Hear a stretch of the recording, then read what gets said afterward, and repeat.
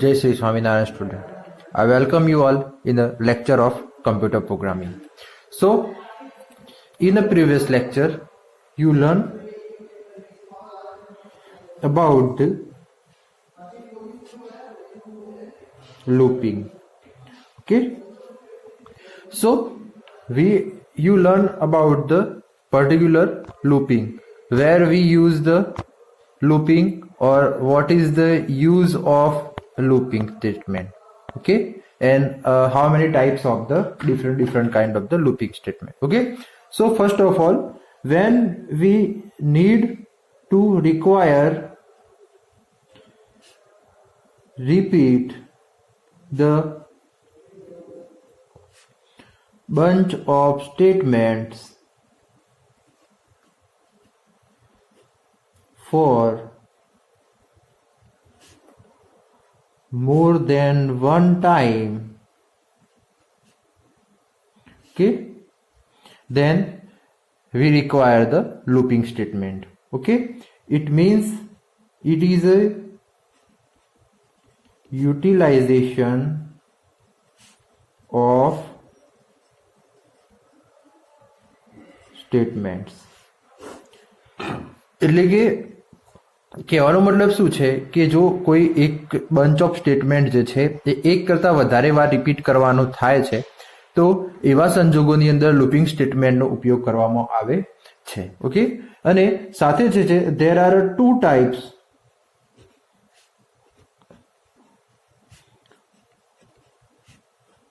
types of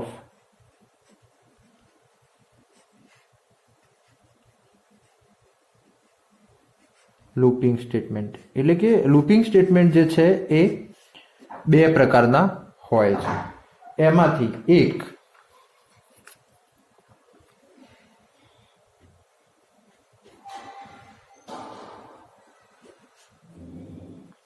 entry control loop અને બીજું exit control loop. Okay, so there are the two types of looping. The first one is a entry control loop and then the second one is a exit control loop. In a first entry control loop,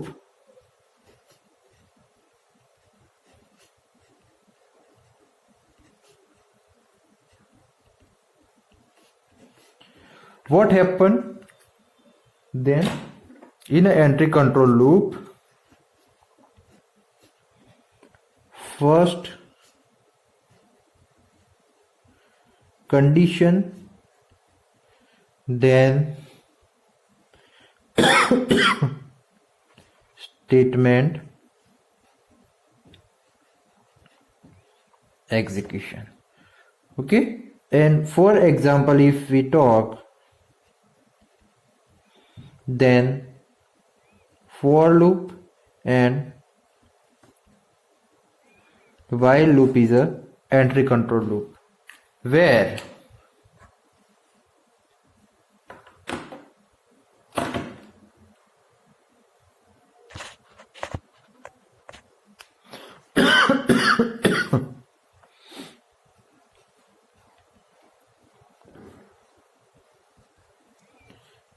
exit control loop, then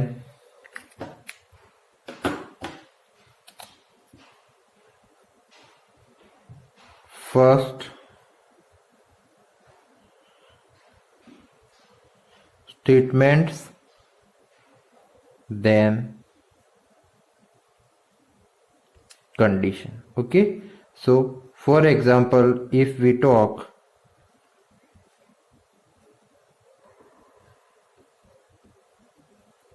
do while loop is a exit control loop. Okay, તો આપણે જે છે એ ગયા લેક્ચરની અંદર looping statement વિશેની શરૂઆત કરી હતી, જેની અંદર આપણે જોયું હતું કે ભાઈ બંચ ઓફ સ્ટેટમેન્ટ જે છે એ તમારે વારાઘડીએ રિપીટ કરવાના થાય તો એ વખતે લૂપિંગ સ્ટેટમેન્ટ જે છે એ માર્કેટમાં અથવા તો એની જરૂર પડશે. લૂપિંગ સ્ટેટમેન્ટ જે છે એ બે પ્રકારના છે, એક છે એન્ટ્રી કંટ્રોલ લૂપ અને બીજું છે એક્ઝિટ કંટ્રોલ લૂપ. તો એન્ટ્રી કંટ્રોલ લૂપની અંદર સૌથી પહેલા કન્ડિશન ચેક થશે, એના પછી જે છે એ એનું જે છે એ સ્ટેટમેન્ટ એક્ઝિક્યુટ થશે. જ્યારે એક્ઝિટ કંટ્રોલ લૂપની અંદર સૌથી પહેલા સ્ટેટમેન્ટ એક્ઝિક્યુટ થશે, એના પછી જે છે એ કન્ડિશન ચેક થશે. એટલે આપણે ગઈ વખતે એ પણ વાત કરી હતી કે જો કોઈ તમને એવું પૂછે કે ભાઈ ડુ વાઇલ લૂપ એટલીસ્ટ એકવાર તો એક્ઝિક્યુટ થાય જ છે, એનું કારણ શું હોઈ શકે, તો તમે એવું કહી શકો કે ડુ વાઇલ લૂપ જે છે એ એક્ઝિટ કંટ્રોલ લૂપ છે અને એની અંદર સૌથી પહેલા જે છે એ સ્ટેટમેન્ટ ચેક થાય છે. એટલે જ્યારે પણ કોઈ એક્ઝિક્યુશન ચાલુ થાય તો સૌથી પહેલા સ્ટેટમેન્ટ એક્ઝિક્યુટ થતા હોવાથી જે છે એ સૌથી પહેલા સ્ટેટમેન્ટ એક્ઝિક્યુટ થશે, એના પછી કન્ડિશન જે છે ચેક કરવા જશે. જો કન્ડિશન સાચી હશે તો એક્ઝિક્યુશન ચાલુ રહેશે અને જો કન્ડિશન ખોટી હશે તો એ જે છે એ સ્ટોપ થઈ જશે. ઓકે, એટલે કહેવાનો મતલબ શું કે પાછળથી કન્ડિશન ચેક થતી હોવાથી એટલીસ્ટ એક વાર તો જે છે એ ડુ વાઇલ લૂપ એક્ઝિક્યુટ થશે જ. પછી જો કન્ડિશન ખોટી હશે તો સ્ટોપ થઈ જશે અને જો કન્ડિશન સાચી હશે તો એક્ઝિક્યુશન જે છે એ કન્ટિન્યુ રહેશે. ઓકે, એટલે કે આવી રીતે જે છે એ એન્ટ્રી કંટ્રોલ લૂપ અને એક્ઝિટ કંટ્રોલ લૂપ આપણે જોયું હતું. હવે જે છે એ આપણે આજે એન્ટ્રી કંટ્રોલ લૂપની અંદર વાઇલ લૂપ વિશેની વાત કરવાની છે. સો મેં કીધું એ પ્રમાણે વાઇલ લૂપ જે છે એ એન્ટ્રી કંટ્રોલ લૂપ છે.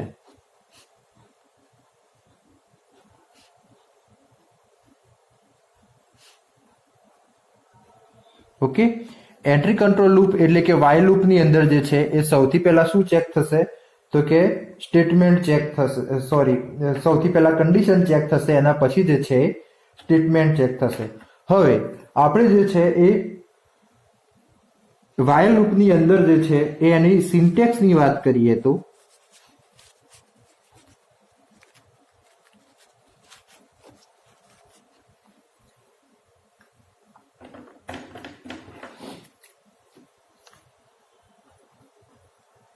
while condition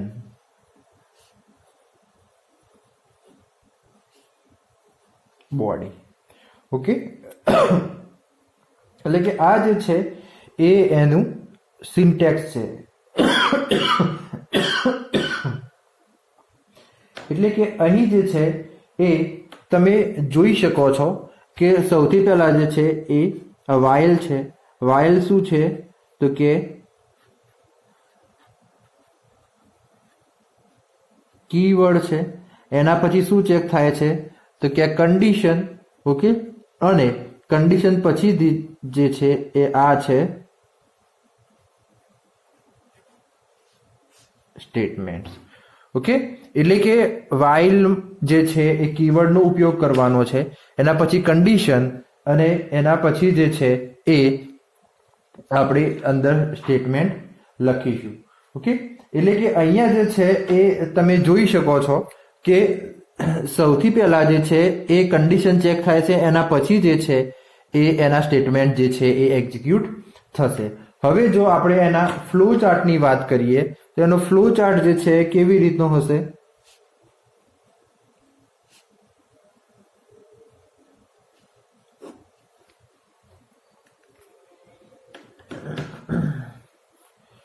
તો એનો ફ્લો ચાર્ટ જે છે એ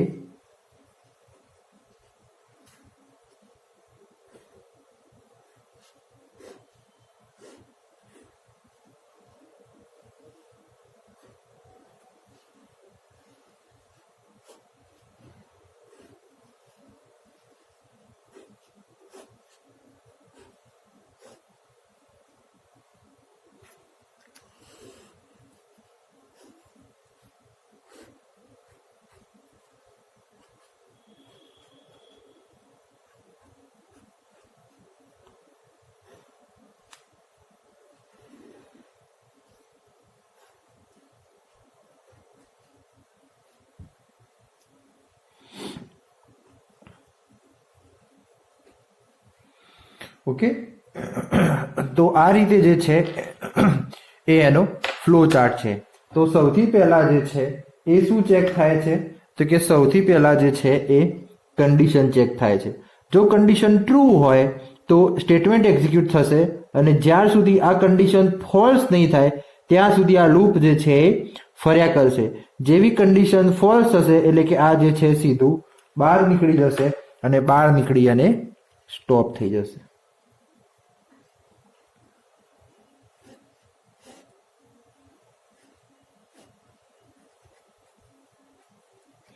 ક્લિયર? એટલે આ રીતે જે છે એ એનો ફ્લો ચાર્ટ રહેશે.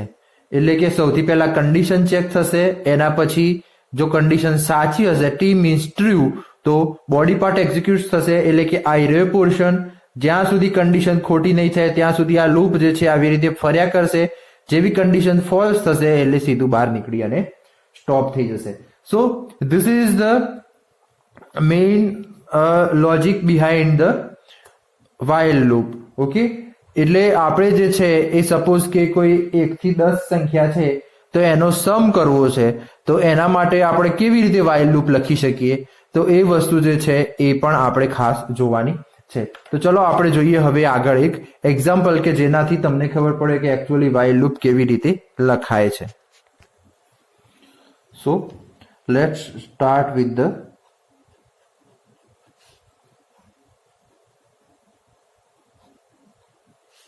example of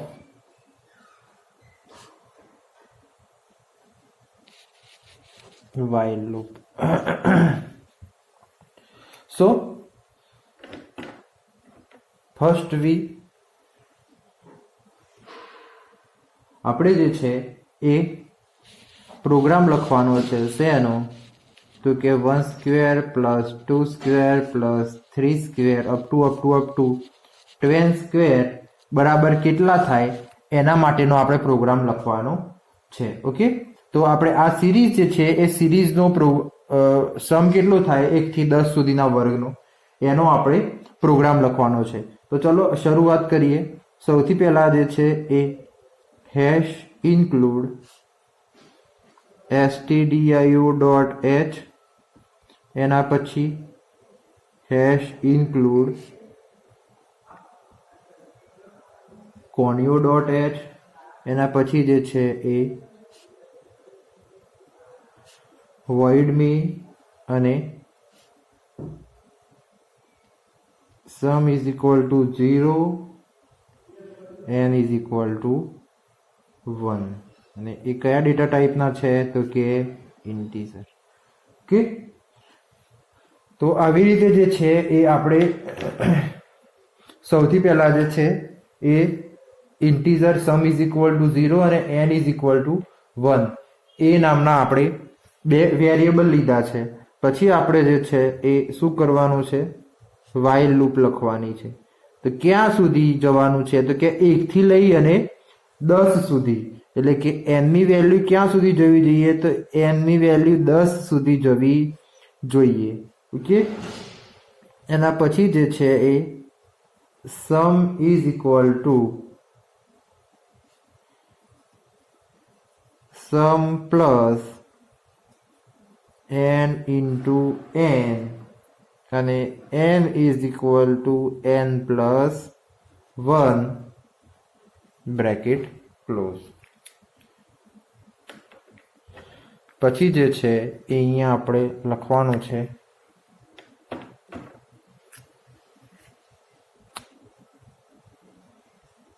printf sum of series is equal to percentage d અને અહીંયા લખવાનું છે નીચે sum get ch અને બ્રેકેટ ક્લોઝ. તો હવે તમે જે છે એ અહીંયા જોઈ શકો છો કે આ જે છે આ while loop છે. ઓકે, હવે આ એક્ઝિક્યુશન કેવી રીતે થશે એ વસ્તુ તમે ખાસ સમજજો. ઓકે, તો આ વસ્તુ જે છે એ સમજવા માટે સૌથી પહેલા જુઓ સમની વેલ્યુ કેટલી છે 0, n ની વેલ્યુ ક્યાંથી ચાલુ થશે 1 થી. ઓકે, એટલે જ્યારે ફર્સ્ટ ટાઈમ જ્યારે સ્ટાર્ટિંગ હશે તો સમની વેલ્યુ કેટલી થશે તો કે 0, n ની વેલ્યુ કેટલી થશે 1, એટલે કે while હવે 1 લેસ ધેન ઇક્વલ ટુ 10 તો કે યસ, તો શું થશે? સમની વેલ્યુ કેટલી છે?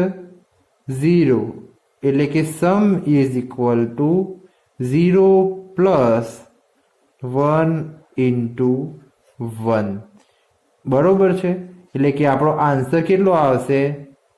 સમ ઇઝ ઇક્વલ ટુ 1. ઓકે, અને અંદર જેમ લખ્યું છે એમ n is equal to n plus 1 મુજબ 1 પ્લસ 1 બરાબર શું થશે? 2 થશે. ઓકે, અને સમની વેલ્યુ કેટલી થશે? 1, n ની વેલ્યુ કેટલી થશે? 2. એટલે કે જ્યારે આ બીજી વખત એક્ઝિક્યુશનમાં આવશે એટલે કે 1 સ્ક્વેર થઈ ગયા પછી 2 સ્ક્વેર માટે આવશે એટલે શું થશે?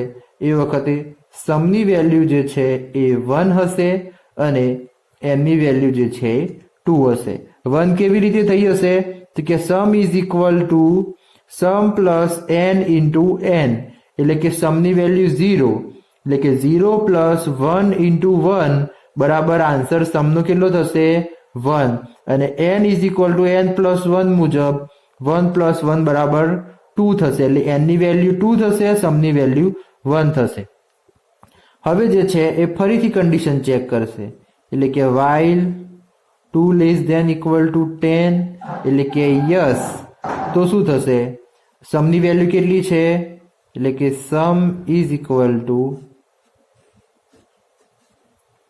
1 પ્લસ હવે 2 ઇન્ટુ 2. ઓકે, સમની વેલ્યુ કેટલી છે? 2 ઇન્ટુ 2, એટલે કે sum is equal to 1 plus 4 બરાબર કેટલા થશે? 5, અને n is equal to n plus 1 મુજબ n ની વેલ્યુ 2 પ્લસ 1 એટલે કેટલી થશે? 3. ઓકે, એટલે જ્યારે ત્રીજી વખતે એક્ઝિક્યુશન આ લૂપ ફરશે, ઓકે, આ ક્યાં સુધી ફરશે? તો કે n ની વેલ્યુ 10 કરતા મોટી ના થઈ જાય ત્યાં સુધી, એટલે કે 1 થી 10 વાર, એટલે 10 વાર ફરશે. ઓકે, હવે જ્યારે ત્રીજી વખતે એક્ઝિક્યુશન થાય છે એ વખતે સમની વેલ્યુ કેટલી છે? તો કે 5, n ની વેલ્યુ કેટલી છે? તો કે 3. હવે જે છે એ while કે 3 લેસ ધેન ઇક્વલ ટુ 10, તો કે કન્ડિશન ટ્રુ છે, એટલે કે યસ, એટલે ફરીથી પાછી લૂપ એક્ઝિક્યુશન થશે, એટલે કે sum is equal to 5 plus 3 into 3 બરાબર 5 પ્લસ 9 બરાબર 14, અને n is equal to n plus 1 એના મુજબ 3 પ્લસ 1 ઇઝ ઇક્વલ ટુ 4 થશે. ક્લિયર છે? પછી જે છે એ જ્યારે ચોથી વાર લૂપ ફરશે તો એ વખતે સમની વેલ્યુ જે છે એ 14 હશે અને n ની વેલ્યુ જે છે એ 4 હશે, એટલે કે while 4 less than equal to 10, એટલે કે યસ, તો શું થશે? Sum is equal to 14 plus 4 into 4, એટલે કે 14 પ્લસ 16, એટલે કે આન્સર ઇઝ 30. અને n is equal to n plus 1 મુજબ 4 વત્તા 1 બરાબર n ની વેલ્યુ કેટલી થશે? 5. ક્લિયર છે? એટલે જ્યારે ચોથી વખતે લૂપ એક્ઝિક્યુટ થશે એ વખતે જે છે એ સમની વેલ્યુ 30 હશે, n ની વેલ્યુ 5 હશે. આવી રીતે જ્યાં સુધી n ની વેલ્યુ 10 નહીં થાય ત્યાં સુધી આ લૂપ જે છે એ ફર્યા કરશે અને જે સમ જે છે એ થયા કરશે. ક્લિયર છે? અને આવી રીતે 10 સુધી ચાલશે, જેવું 10 થશે એટલે પછી એક્ઝિક્યુશન થઈ જશે, મતલબ એક્ઝિક્યુશન કમ્પ્લીટ થઈ જશે અને આપણો સમ જે છે એ મળી જશે. તો આવી રીતે જે છે એ એક્ઝેક્ટલી લૂપ ફરવાનું ચાલુ રાખશે અથવા તો ફરશે. ઓકે, તો હું આશા રાખું છું કે આજે આપણે જે while લૂપ ભણ્યા એની અંદર તમને લોકોને ખબર પડી હશે. આપણે નવા લેક્ચરમાં મળીશું નવી લૂપ સાથે. તો ત્યાં સુધી જય શ્રી સ્વામિનારાયણ અસ્તુ. પણ એક વસ્તુ આની અંદર ખાસ ધ્યાન રાખવાની છે કે આ તમારે હવે 4 પછી 5, 6, 7, 8, 9 ને 10 સુધી જે છે તમારે ઘેર જાતે એક્ઝિક્યુટ કરી અને આવી રીતે જોવાનું છે. ઓકે, આનાથી શું થશે કે તમને ખબર પડશે કે એકચ્યુઅલી લૂપ કેવી રીતે કામ કરે છે. લૂપ આની અંદર, આ લૂપની અંદર, આ સ્ટ્રક્ચરની અંદર તમારે વેલ્યુ મૂકવાની અને એને લૂપ જે છે એ ફેરવવાની.